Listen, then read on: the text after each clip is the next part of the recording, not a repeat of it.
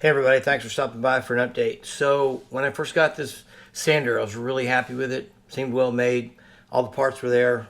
Powder coated, heavy duty motor, and ran pretty good right off the bat. But initially I tried it off a retractable extension cord and it tripped the inset breaker that it has built into it.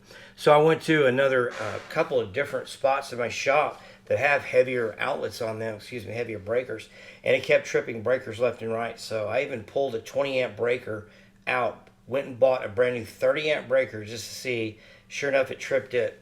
So I reported it to Vevor. Basically, I just wanted to see about getting it fixed. It was heavy. It came in a crate. I didn't want to have to ship it back, but that's what I wound up doing.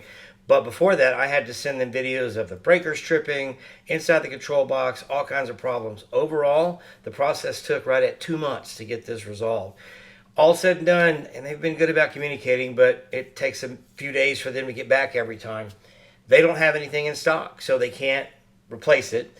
It's unable to be repaired, so they can't fix it. So in the end, they're refunding my money. And it's a good thing. I'm not upset that I'm not out any money, but I really like this belt sander. And in the short bit that I did get to use it, it turned out to be a pretty damn handy tool in my shop. So now I've got to go find another one. And like I said, this was pretty economical, but then on the other side, I guess you get what you pay for.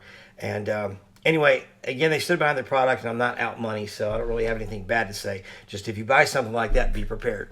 Thanks for stopping by. Appreciate it. Have a good day.